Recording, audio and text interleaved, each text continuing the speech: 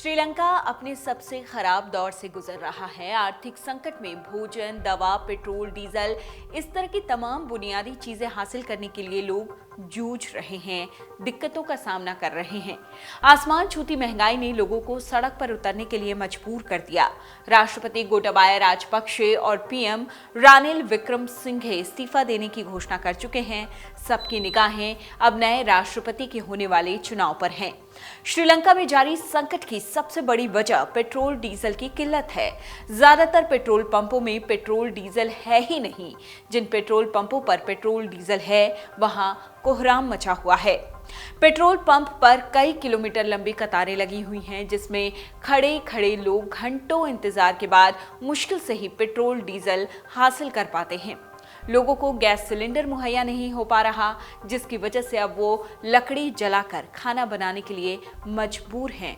Petrol diesel की तंगी की वजह से लोग अब साइकिल का इस्तेमाल कर रहे हैं। श्रीलंका की सड़कों पर पैदल चलने के अलावा अगर कुछ और लोग दिख रहे हैं तो वो साइकिल पर सवार लोग हैं। इन तमाम चीजों के बीच शनिवार को राष्ट्रपति आवास में धावा बोलने वाले हजारों प्रदर्शनकारी अब भी वहां पर डटे हुए हैं। प्रदर्शनकारियों ने ऐलान कर दिया है कि जब तक राष्ट्रपति राजपक्षे इस्तीफा नहीं देते वो राष्ट्रपति आवास खाली नहीं करेंगे।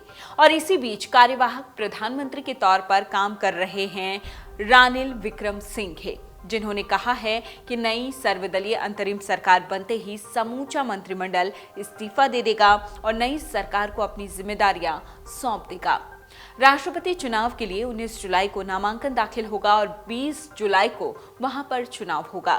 प्रदर्शनकारियों के डर से राष्ट्रपति गोटाबाया राजपक्षे के छोटे भाई बासिल राजपक्षे विदेश फरार होना चाहते थे, लेकिन एयरपोर्ट पर ही कर्मचारियों ने इसका जोरदार विरोध किया, जिसकी वजह से उन्हें उल्टे पांव वापस भागना पड़ा। मीडिया रिपोर्ट्स के अनुसार बासिल राजपक्षे कोलंबो अंतर्राष्ट्रीय हवाई अड्डे पर जैसे ही पहुंचे, वैसे ही एयरपोर्ट के इमिग्रेशन स्टाफ और यूनियन ने बीती रात कामकाज बंद कर दिया और उनका विरोध करने में जुट गए। कर्मचारियों ने खूब नारेबाजी की। बासिल राजपक्षे सिल्क रूट का इस्तेमाल करके श्रीलंका से बाहर जाना चाहते थे। श्रीलंका में सरकार के खिलाफ सड़कों पर उतरी जनता का साथ दे रहे पूर्व क्रिकेटर सनथ जयसूर्या ने मुश्किल वक्त में उनके देश की मदद करने के लिए भारत का आभार जताया है। साथ ही देश में आंदोलन शुरू करने की तारीख को यानी कि 9 जुलाई को जन दिवस यानी पब्लिक डे करार दिया है। सनथ जयसूर्या ने कहा कि भारत ने संकट की शुरुआत से ही हमारी मदद के लिए हाथ बढ़ाया। वो देश में मानवीय सहायता पहुंचा रहा है, जिसके लिए हम उसके शुक्रगुजार हैं।